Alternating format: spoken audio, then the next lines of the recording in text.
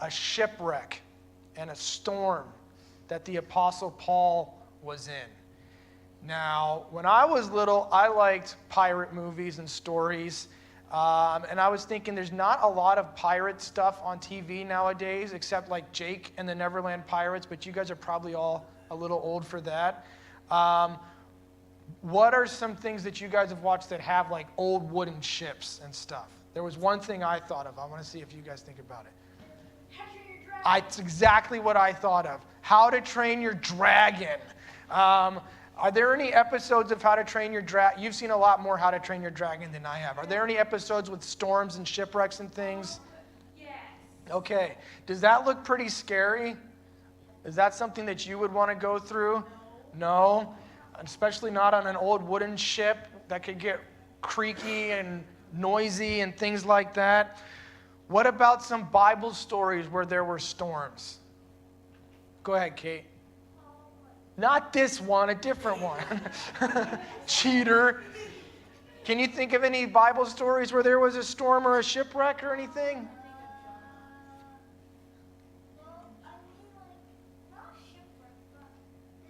Yeah, this is probably the only shipwreck.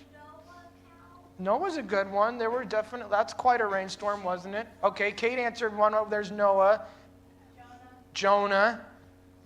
Any other ones? Was Jesus ever in a storm? Okay. One time Jesus was in a storm. Well, his disciples were in a storm. Jesus said, you go ahead and sail across the sea and I'll catch up with you. And they probably thought Jesus was going to go around the Sea of Galilee because it's not that big of a sea. He could walk around it. But Jesus had a different plan. What did he do? Shh, not you. What did Jesus do? He walked right through the sea on top of the water. And then Peter said, that looks like fun. I want to try that. And he did it for a minute, but not for very long. And then another time, Jesus was asleep in the middle of the storm. And the storm got the disciples scared, and the disciples woke him up. And Jesus must have wanted to go back to sleep because he said, be still. That's not really why he said that. But he said he told the storm to be still. You guys that have been in church for the last month, why is Paul on this ship? Where's he going? Good job. He's going to Rome, okay? And it'll be a nice, easy trip, right? It's going to be a cruise with lobster and fun stuff like that. Shuffleboard. No, they didn't have cruises like that back then. It was not a fun trip, okay? Why is he going to Rome? No, not yet. He's going to Rome because he's been in jail for 2 years. And there's been 2 guys, one named Felix and one named Festus, and they won't decide whether or not he's guilty or innocent. So he said, fine, if you guys won't decide, I'll go. We're talking about Paul. We're back, now we're on Paul. Sorry. So Paul said, if you guys can't decide, I'll go to Caesar, a guy named Nero. He said, I'll ask him about it and see what he has to say.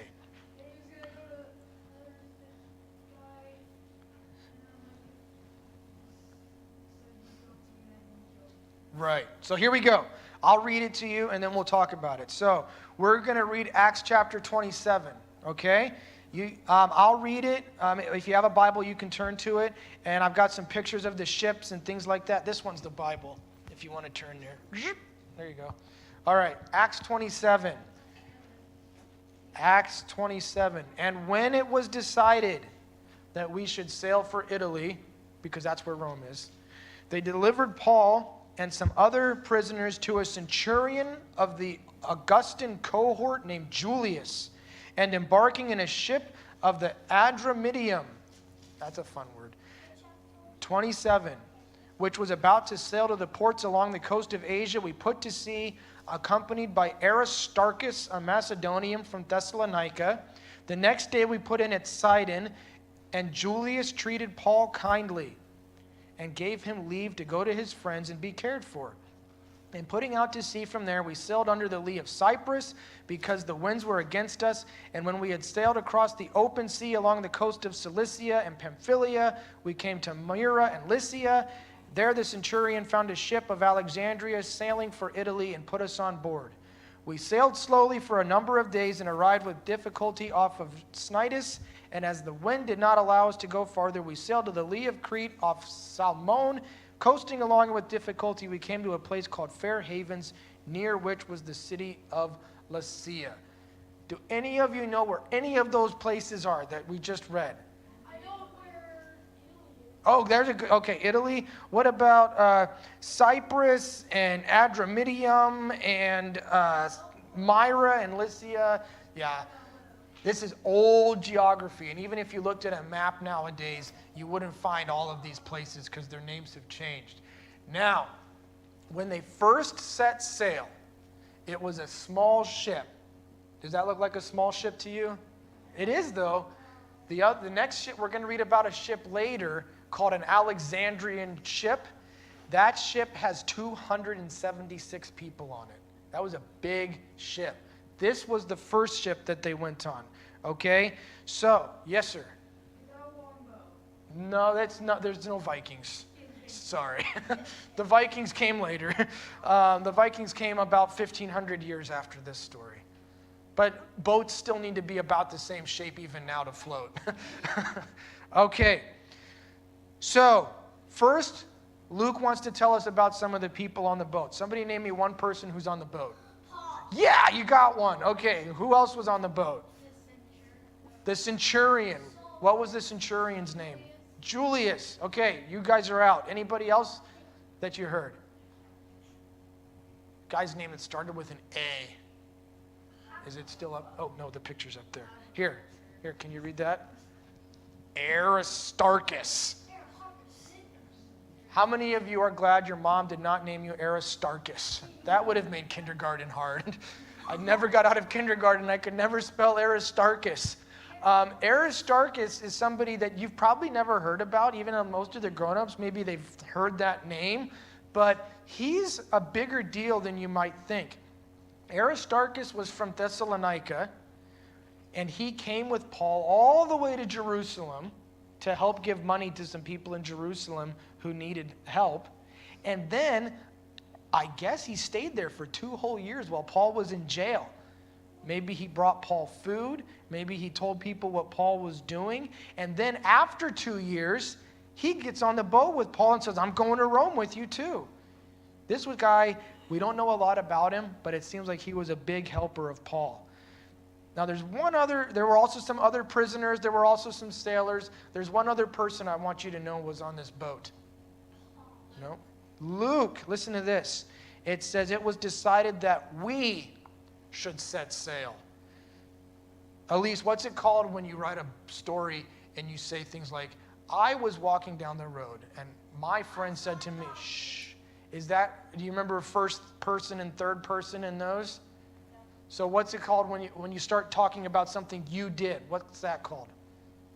That's first person. Good try though. School's out. You did it. Okay, that's first person. Luke's writing this chapter in first person. What? Be quick. Third person would be someone else. Yes, this is true. That's how Luke writes a lot of the book of Acts. He writes about what happened to Paul. He says he did this, he said that, but this time he's saying we.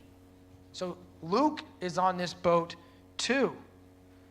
All right? So let's see. Did he mention Aristarchus? He did. Aristarchus is on the boat too. Yeah, but is he just referring to him and Luke, or is he referring to him and Luke? So Luke wrote Acts, not Paul. So when we read in Acts, it's Luke and Paul and everybody else that was with Paul. So sometimes you have to pay attention because he says we, and it might mean Luke and Paul and Timothy and Silas. Well, this time it means Luke and Paul and Aristarchus and Julius the centurion and some other prisoners and a sailor. So that's who's on the ship. So let's see. This is where we first meet Aristarchus. Jeff, if you want to go to the map for me, please. Okay, so they started over there in Jerusalem, way over there, okay? And when they first started out, the ship had to stick really close to the land because it was not a very big ship. Would you want to be in a big ship in a storm or a canoe? Really? That sounds like an amusement park ride. Which one's going to survive better? A big ship. The little ships didn't know how the storm was going to, if there was a storm, what would happen. So they stuck really, really close. But if they're going to stick really close to the shore, all the way to Rome, that's going to take a very long time, isn't it? Plus, the little ship, you can't keep a lot of food on it or water. So they have to keep stopping and get more food and more water. Or they have to make a delivery, because the ship wasn't just about getting them to Rome. It was also about the captain of the ship needed to make business. So he'd make like lots of little stops and lots of little deliveries. He was kind of like the FedEx guy back then. He'd make all the little deliveries. He'd pick something up and take it to the next port or the next port. Well, I guess Julius said, this is taking too long. We need a real ship. So, Jeff, it should be the next ship.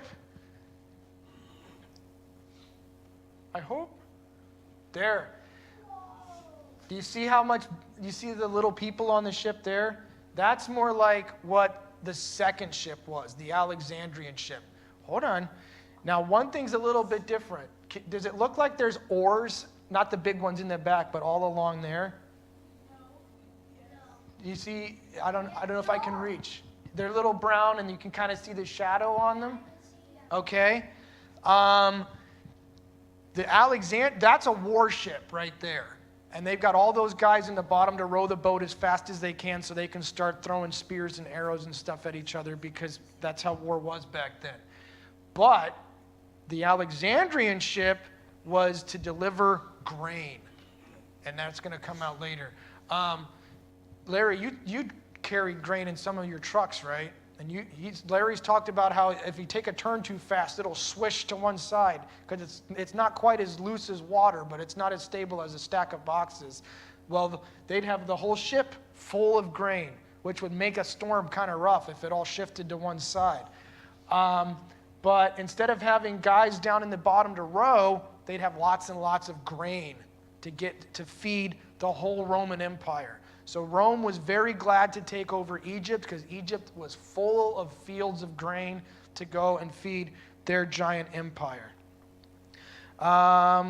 Let's see. Is the next one with the two ships together? Is that the next one? Okay. I can show you later. This is somebody's drawing from a carving that they found near the place where Paul had his shipwreck. So that kind of shows you a comparison of the two different kinds of ships they had back then, how much bigger they were. So they sailed around. They sailed around to the coast. They got on the big ship. They sailed down to the island of Crete.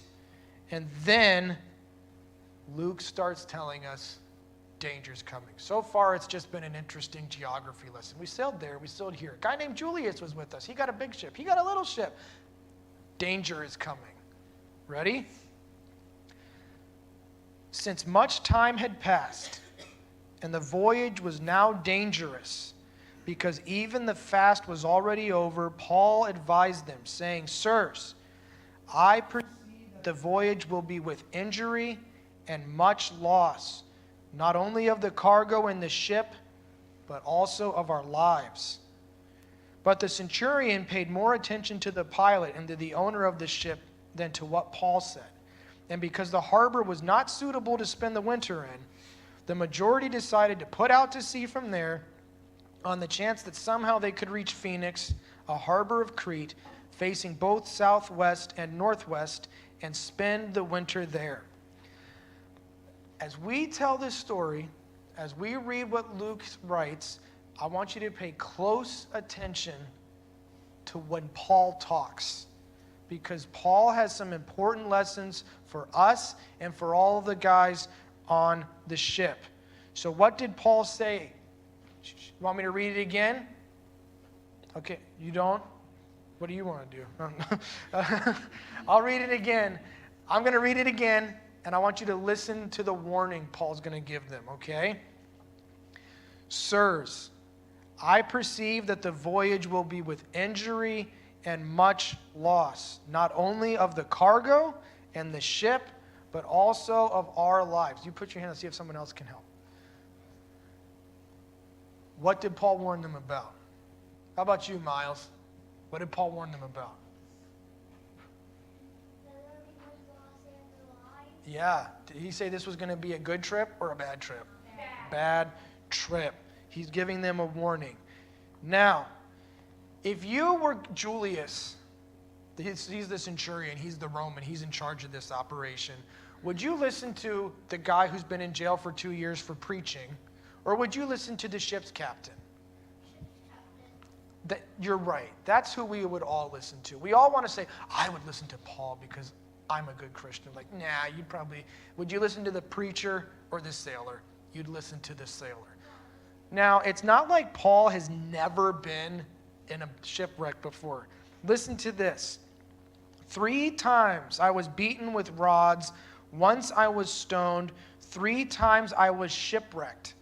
A night and a day I was adrift at sea. Now, some of you have been here for almost all the stuff we've talked about in Acts. How many shipwrecks have we talked about so far?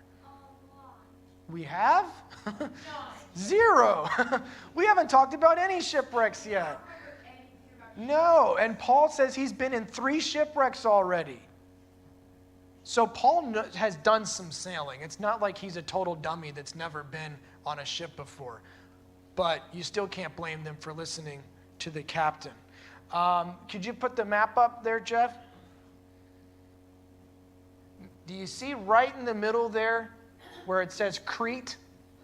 Okay. All they want to do, all right, is sail from that little dot that says Fair Havens to that little dot that says Phoenix. That's all they wanted to do. And all they wanted to do was go from there to there, because if the storm came in the winter, they said, we'll be safer here on the island. That was all the plan that they had to do. This didn't seem like a big choice, a big scary thing. They're like, basically they were just moving the ship, 10 miles or something like that? But do you see the dot never gets to Phoenix? The red line never gets to Phoenix? And there's a big long line that goes all the way to that island, Malta. And the line maybe should be a lot more squiggly because they get lost in the storm. All they wanted to do was get to Phoenix, and they never made it. Let's read what happened. And I'm going to ask a question. I want you guys to listen for the we, okay? Listen for the we, because we're going to find out Dr. Luke got to work in the middle of this storm. Ready? Here comes the storm. Now, when the south wind blew gently, supposing that they had obtained their purpose, they weighed anchor and sailed along Crete, close to the shore. But soon, a tempestuous wind called the northeaster struck down from the land. And when the ship was caught and could not face the wind, we gave way to it and were driven along. Running under the lee of a small island called Calda, we managed with difficulty to secure the ship's boat. After hoisting it up, they used supports to undergird the ship.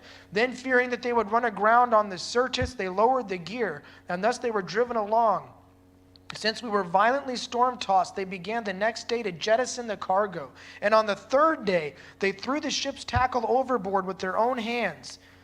When neither sun nor stars appeared for many days, and no small tempest lay on us, all hope of our being saved was at last abandoned. So at first, things seemed really easy. Paul's crazy. This is a nice breeze. Let's put up the sail. Let's take up the anchor. Let's sail over to Phoenix. And then the wind changed. A huge storm blows over the island of Crete and blasts the ship far away from the island, and they're stuck. There's a few things we read about that they tried to do to go through this storm. First, Luke says they hauled the boat on board. What's the difference between a ship and a boat? The boat's a little tiny thing, okay? The boat was a small boat to kind of help them maybe get into the port. They might put a big rope on the boat and row into the port and then pull the ship in as close as they could. They might use it to guide them through some places where there were some rocks or something like that. Well, now, in the middle of the huge windstorm, the little boat tied to the big ship is like another anchor that they can't control. And it's getting yanked and pulled different ways, like a dog on a leash. You know how you're trying to walk a strong dog? Well, now it's like that little boat is like a dog jerking the boat. So they say, we're going to haul it on board. Who helped haul it on board? Paul? Nope. Luke. Dr. Luke said, we managed with difficulty to secure the ship's boat. Maybe Luke looked at his hand and maybe he had ripped his hand open and he had a scar from fighting this rope in the storm. And he could look at it and say, I remember that day. We managed with difficulty to secure the ship's boat. In How to Train Your Dragon, did you see how they fought this storm? Did they have any tricks they used to fight the storm, or did they just kind of yell at the sky a lot? Lots of yelling at the dragon, stuff like that. Okay, I didn't see any of that. But, so that's the first thing they tried to do. They said, we can't have the boat out in front anymore. We got to haul it on board. The second thing they had to do, it says they undergirded the ship. That means they took ropes and they'd throw them off the back of the boat and try to pull them up on the other side of the boat and literally tie the boat together so it wouldn't blast apart. Next, they lowered the gear. That was like an anchor to try to steady the ship and balance the ship in the storm. They'd lower some heavy weights to try to make things go a little bit more smoothly. Nothing works. Every trick the sailors know. Get the boat up. Tie the boards together. Lower the gear. Put the anchors down. All the tricks the sailors know to make this ship, the storm, easier, don't work. Luke says, when neither sun nor stars appeared for many days, and no small tempest lay on us, all hope of our being saved was at last abandoned. Here's a picture of the storm. This is just a painting, of course, that somebody did. But that's somebody's idea of what the storm might have looked like there. Now remember, I told you to listen to when somebody talks in this story. Who did I say pay close attention when he has something to say? Nope, I said that before too, but Paul. So now, Paul, after 3 days getting tossed all around in this storm, Paul has something to say. Paul has something to tell them about God's promises. Listen to this. Since they had been without food for a long time, Paul stood up among them and said, men, you should have listened to me and not have set sail from Crete and incurred this injury and loss. Yet now I urge you, take heart, for there will be no loss of life among you, but only of the ship. For this very night there stood before me an angel of the God to whom I belong and whom I worship, and he said, do not be afraid. Do not be afraid, Paul. You must stand before Caesar. And behold, God has granted you all those who sail with you. So take heart, men, for I have faith in God that it will be exactly as I have told you. But we must run aground on some island. What's the first thing Paul says? Told you. Okay, he's probably doing more than that. He's probably doing a lot more than, I told you guys this was going to happen. What he's really saying is, I told you the storm was coming, and you didn't listen. But listen to me now. I have something else to tell you. Please listen this time. When we started today, I read you guys the story of Jonah. How different are these two stories? A lot of you know Jonah. Maybe you've even seen the VeggieTales version if you haven't seen anything else. But think about Jonah. In the middle of the storm, what was Jonah doing? Okay, that's Jonah. That's Jonah in a storm. Okay? He was asleep in a boat. Did Jonah want to tell anyone about God? God said, go tell the Ninevites. And Jonah said, I'm going on vacation. He didn't want to tell anyone about God. He didn't want to tell the Ninevites about God. Then when he got on the boat with the sailors, did he want to tell them about God? Nope. I'm going to go down and sleep. Just let me know when we get to Tarshish. Jonah brought the storm, right? God sent the storm to punish Jonah.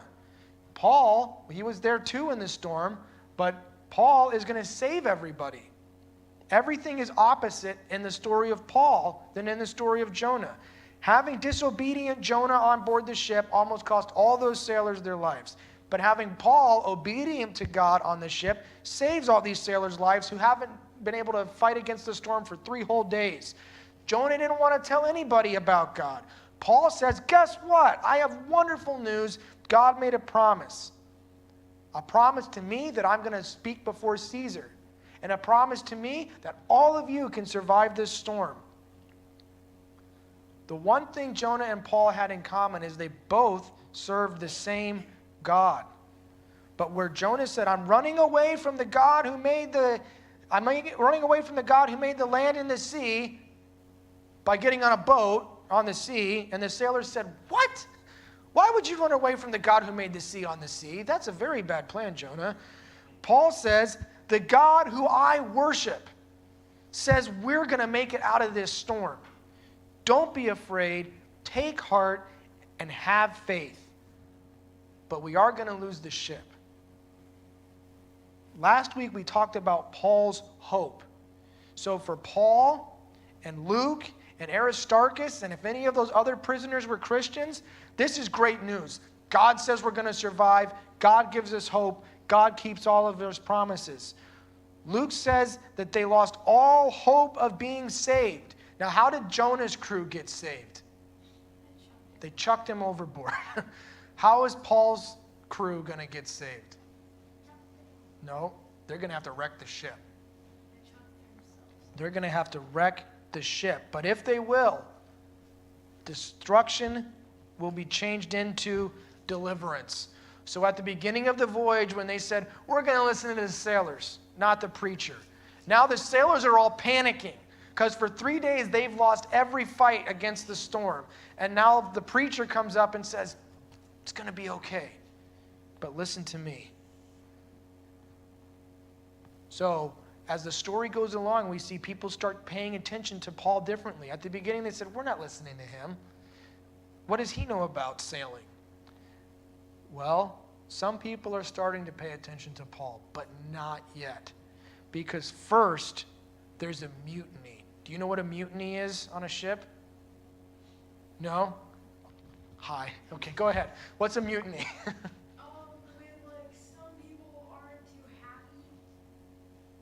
That's not just being grumpy. The mutiny means you're not captain anymore.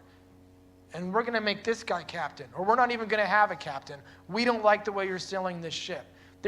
In the middle of the storm, some of them try to mutiny. Listen to this.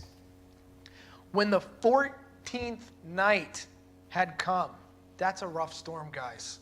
2 weeks. As we were being driven across the Adriatic Sea, about midnight, the sailors suspected they were nearing land. So they took a sounding and found 20 fathoms. A little further on, they took a sounding again and found 15 fathoms. And fearing that we might run on the rocks, they let down anchors from the stern and prayed for day to come. Who do you think they prayed to? I don't know. I don't think the sailors were praying to God yet. Probably their idols, right? And as the sailors were seeking and fearing that we might run, they prayed for the day to come. And listen to this. As the sailors were seeking to escape from the ship, they lowered the ship's boat into the sea under the pretense of laying out anchors. And Paul said to the centurion and the soldiers, unless these men stay in the ship, you cannot be saved. Then the soldiers cut away the ropes of the ship's boat and let it go. 2 whole weeks they were in this storm. And the sailors are still trying to find a way out of it. So they take measuring. Do you know how they did that? They would lower a rope with a big heavy weight down and see how long it took for the rope to hit the bottom. And they'd have the rope marked at different points. And they'd say, okay, that was 20 fathoms. And then they said, oh, that's only 15 fathoms. What does that mean? It's shallower water, right? Yeah, so they said, we got to slow down or we're going to wreck against the rocks. And then what did some of them do? They said, oh, we're going to help lower the anchors. And they came over here and like, we're going to really lower the boat. Now, Paul says, unless these men stay in the ship, you cannot be saved. And what did the centurion do? doesn't seem like a big deal, but pay attention. What did the centurion do? Stay in the ship. Well, what did he do to make sure everybody stayed in the ship? Nope. He cut the boat loose. Now that made sure everybody stayed in this ship, but what else does it mean? It means the centurion's listening to Paul now. And now here's one other thing to think about. Who helped haul the boat onto the ship? Luke. Yeah, and Luke's like, great, Paul, thanks. You could have said you could have told us to cut the boat loose 2 weeks ago and saved us a lot of work. Great timing. Anyway, take another look at the map there. All right, there they go, all the way from Crete to Malta. No more land, no more supplies. And like I said before, that's a pretty smooth line up and down a little bit, but who knows what the line really looked like. If it was a storm for 2 weeks, it could have gone up and down in a circle, and who knows what that red line should have looked like. But again, they're starting to pay A massive interference line. a big question mark. Put interference and then make a big. Just a big swirly storm. All right. Then goes down. So Which tells you Paul told them that he had a promise from God, right? What were the promises that Paul had from God? He gave him one today. Do you remember what it was? Well, that's one. No one will die. What else? He would talk to Caesar. And what are some other promises? They'd lose the ship. Paul's been talking for 5 chapters in Acts about, I'm going to go to Rome. I'm going to go to Rome. And God said, you're going to go to Rome. And Paul said, guess I'm going to be okay, because I've never been to Rome yet. I've never met Caesar. So we're going to be all right. So now, those guys were probably pretty upset. Not only was that boat to help them steer, that was a lifeboat if the ship wrecks. And Paul just convinced their boss, the centurion, to cut it loose. They probably weren't very happy with Paul or Julius. Well, Paul's going to remind them of their promise. As day was about to dawn, Paul urged them all to take some food, saying, today is the 14th day that you have continued in suspense and without food, having taken nothing. Therefore, I urge you to take some food, for it will give you strength. For not a hair is to perish from the head of any of you. And when he had said these things, he took bread, and giving thanks to God in the presence of all, he broke it and began to eat. Then they were encouraged and ate some food themselves. We were in all 276 persons. And when they had eaten enough, they lightened the ship, throwing out the wheat. There it is. That's the grain. That's the whole point of the Alexandrian ship. They threw it into the sea. This trip is not going to make any profit. Paul tells everybody it's time to eat.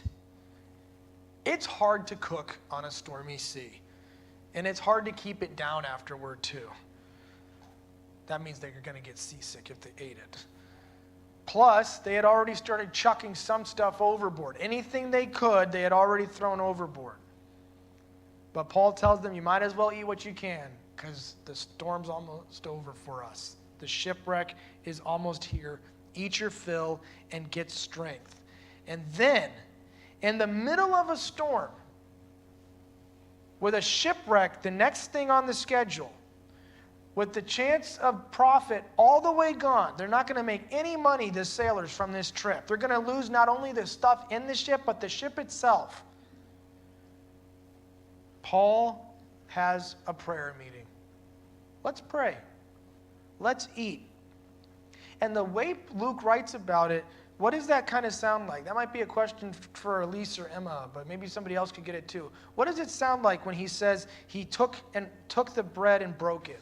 It sounded like when Jesus broke the bread.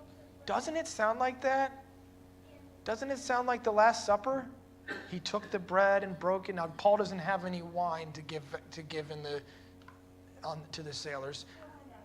But listen, in the middle of the storm, I bet to Luke and Aristarchus and the other Christians, when Paul broke the bread and gave thanks, I bet their brains started thinking the same way ours does when we read this. And they said, this is a lot like communion.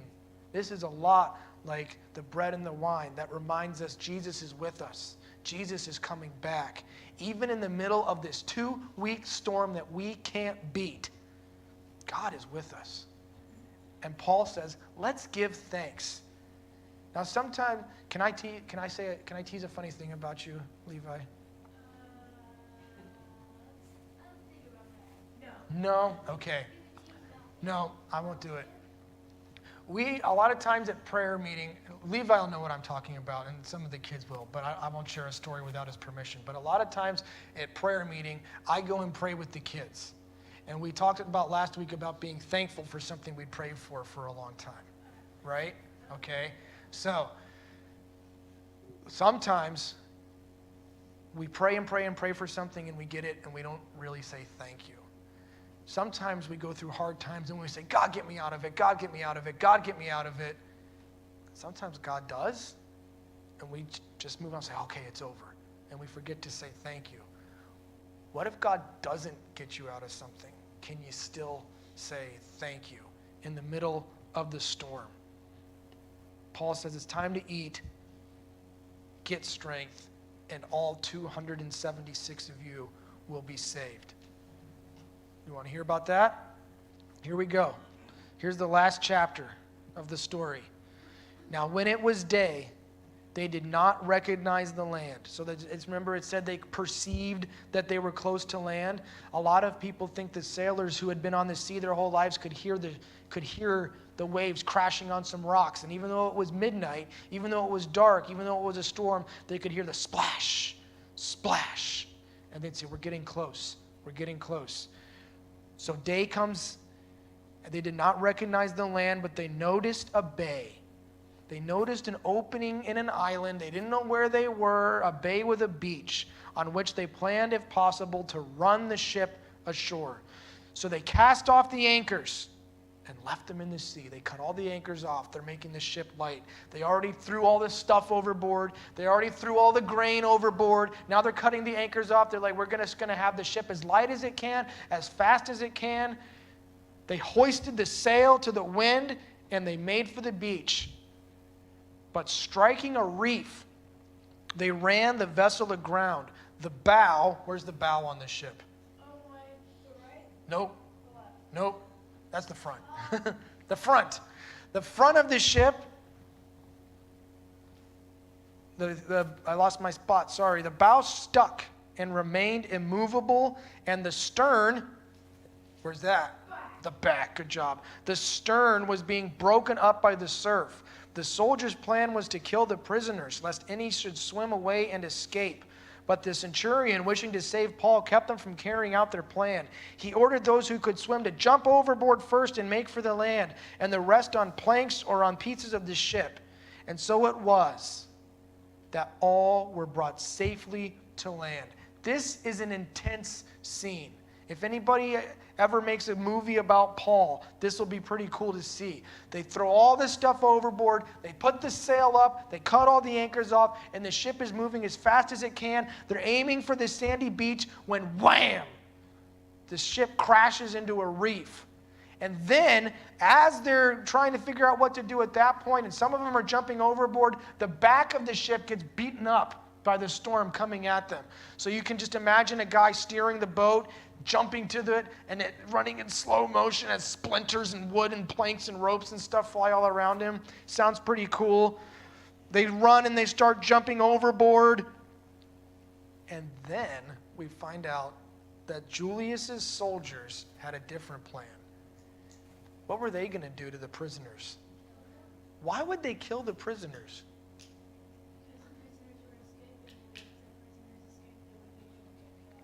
Right. If the guard, back then, if a prisoner escaped from a guard, the guard would get killed.